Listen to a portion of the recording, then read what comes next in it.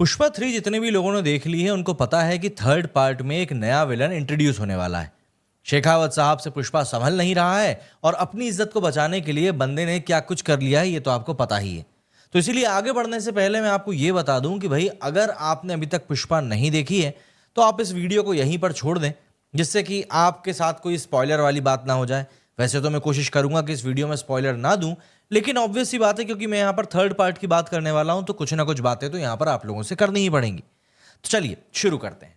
दरअसल हुआ यह कि सेकंड पार्ट के आखिरी में पुष्पा को वो मिल गया जिसकी हसरत उसको बचपन से थी, और वो था एक परिवार। वो थी वो इज्जत जो उसको मिल नहीं रही थी। दरअसल जब मूवी में श्रीवल्ली प्रेग्नेंट होती है उसके बाद सबसे बड़ा सवाल जो पुष्पा के मन में आता है वो यही रहता है कि क्योंकि उसको उसके परिवार का नाम नहीं मिला तो वो अपने बच्चे को क्या नाम दे पाएगा।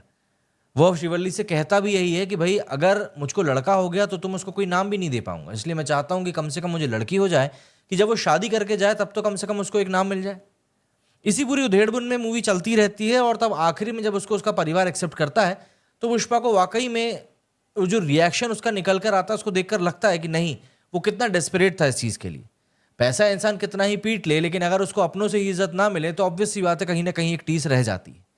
लेकिन धक्का हमको उसी पॉइंट पर लग जाता है जब एक अननोन विलन सामने निकल कर आता है और वो बम से उसकी फैमिली के ऊपर अटैक कर देता है। हालांकि अभी तक ये बात समझ में नहीं आई है कि उस अटैक में कौन बचा है और कौन खत्म हो गया है, लेकिन इतना जरूर पता है कि फैमिली फंक्शन, वो भी जितना इंपॉर्टेंट वो फंक्शन था, उस फंक्शन में वो हमला हुआ है। तो ऑब्वियस ही बात है पुष्पा अब रैम्पेज तो मचाएगा ही। इसलिए थर्ड पार्ट का नाम भी पुष्पा 3 द रैम्पेज दिया गया है। राइज के बाद में रूल हुआ और रूल के बाद अब रैम्पेज होगा। जाहिर सी बात है काफ़ी सारी चीज़ें हैं, लेकिन आपको समझना ये पड़ेगा कि अभी भी बहुत सारी चीज़ें हैं जो कि मेकर्स ने अंदर पिटारे में छुपा के रखी हुई हैं। सबसे पहली बात तो यही कि वो जापान में बैठे वाला जो एक सीन हमको दिखाया गया था वो मूवी में नहीं दिखा है। हालांकि मूवी की शुरुआत में जापान में पुष्पा को दिखाया जरूर गया है, लेकिन उस सीन को फिर वहीं के वहीं छोड़ दिया गया। उसका अभी तक हमको पता नहीं चला है कि उसका सिरा कहाँ से शुरू हुआ है। प्लस पुष्पा वहां पर 40 दिनों तक कंटेनर में क्यों बैठा हुआ था ये भी किसी को पता नहीं है। इसके अलावा अगर हम लोग बात करें तो एक और मेजर फैक्ट जो कि इस मूवी में अधूरा रह गया है वो है शेखावत सर का।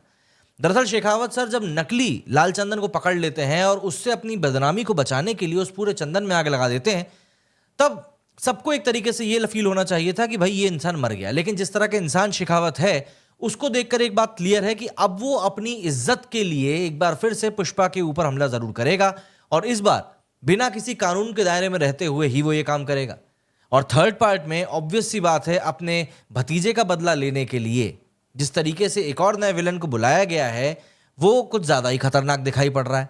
स्कल बॉम्ब के साथ में वो सामने निकल कर आया था और उसने उसके परिवार के ऊपर पुष्पा के हमला कर दिया। अब देखिए, पुष्पा को कई सालों की मैं कहूँगा तपस्या के बाद में वो परिवार मिला था, और जब उसको परिवार मिला तभी उसके ऊपर हमला कर दिया गया।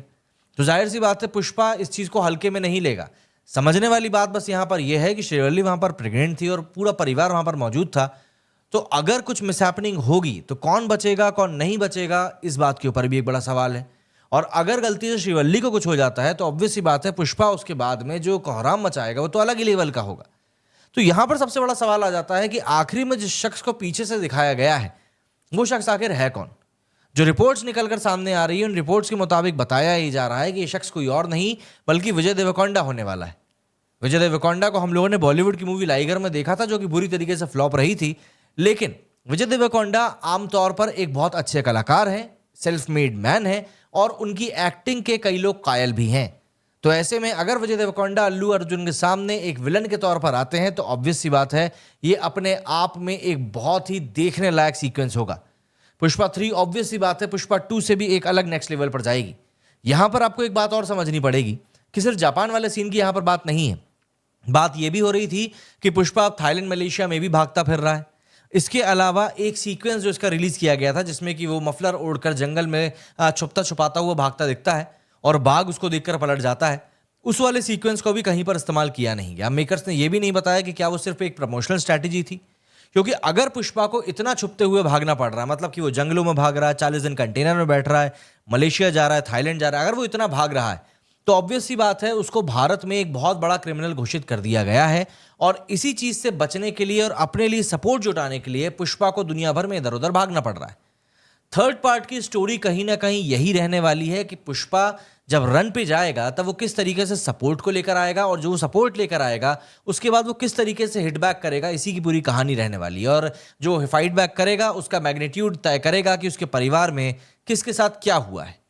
भाई हमने देखा था कि पुष्पा की भतीजी को जब कोई गुंडे अगवा कर लेते हैं और उसके बाद वो जिस तरीके से उन गुंडों के साथ में लड़ने के लिए जाता है, वो पूरा का पूरा सीक्वेंस बहुत शानदार था। और वहां पर साफ तौर पर पुष्पा का एक इमोशनल एंगल भी निकलकर सामने आया था कि जब बात परिवार पर आती है तब वो क्या कुछ कर जा सकता है। तो ऐसे में पुष्पा के सामने ऑब्वियस सी बात है बहुत बड़े टास्क रहेंगे इस बार, नए विलन्स रहेंगे, और शेखावत साहब जो कि अपनी इज्जत को बचाने के लिए घूमने वाले हैं वो भी पलट कर आएंगे। तो इस बार पुष्पा के ऊपर एक दो नहीं बल्कि कई सारे विलन्स एक साथ अटैक करने वाले हैं, और इन सबसे पुष्पा बच के कैसे निकलेगा, यही पूरी कहानी रहने वाली पुष्पा 3 की।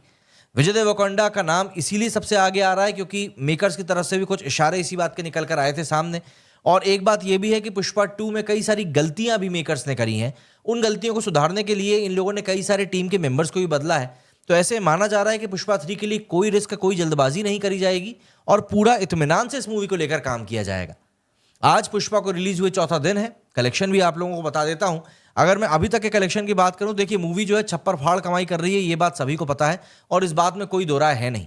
चौथे दिन मतलब आज के लिए मूवी की एडवांस बुकिंग इतनी शानदार हुई थी, ऑलमोस्ट 65 करोड़ की इसकी एडवांस बुकिंग हुई थी, और ब्लॉक सीट्स के डेटा के साथ में ये कलेक्शन 82 करोड़ के आसपास पहुंच जाता है। वहीं अगर मैं चौथे दिन के कलेक्शन के अभी तक की बात करूं, जिस पॉइंट पर मैं ये वीडियो बना रहा हूं, ऑलरेडी 90 करोड़ का कलेक्शन ये मूवी कर चुकी है।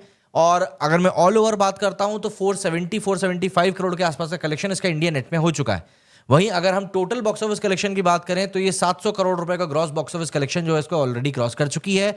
एंड आज भी ये मूवी 29,000 शोज के साथ में पूरे ऑल ओवर द इंडिया में रन कर रही है। तो ऑब्वियस सी बात है, इस मूवी का जो एक पूरा ऑरा है वो काफी अच्छा सेट हुआ पड़ा है। जो हाइप है इस मूवी की वो बिल्कुल सेट है, और जो कुछ भी प्रोमिसेस इस मूवी ने किए थे रिलीज होने के पहले कि आपको क्या कुछ मिल सकता है इस मूवी से, वो सारी चीजें हमको इस मूवी से मिल रही हैं। तो यहां पर देखने वाली बात यही होगी कि पुष्पा 3 के लिए जब चीजें फाइनलाइज होती हैं तब कौन निकलकर सामने आता है। क्योंकि एक नाम विजय सेतुपति का भी निकलकर सामने आया था, हालांकि उसका कोई जिक्र अभी तक हो नहीं रहा है, लेकिन विजय देवरकोंडा को लेकर यह बात श्योर शॉट मानी जा रही है कि विजय देवरकोंडा ही इस मूवी में एक विलन का किरदार निभाने वाले हैं, जो कि अल्लू अर्जुन से भिड़ता हुआ नजर आएगा। जाहिर सी बात है, जब ये फेस ऑफ होगा तो ये फेस ऑफ काफी शानदार, काफी भयानक होने वाला है। एंड ऑब्वियस सी बात है, रैम्पेज की बात हो रही है तो बात थोड़ी सी ओवर द टॉप तो जाएगी ही जाएगी।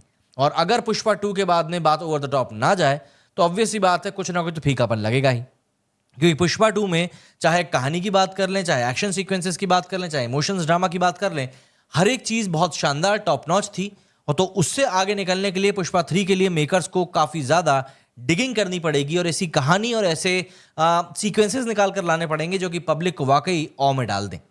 आप कमेंट करके बताइए आपको क्या लगता है, थर्ड पार्ट में क्या कोई विजय देवरकोंडा से बेहतर विलन बन सकता है? कमेंट सेक्शन आपके लिए खुला हुआ है, कमेंट करके जरूर बताइएगा। मेरे इस वीडियो में फिलहाल इतना ही। जय हिंद, जय भारत।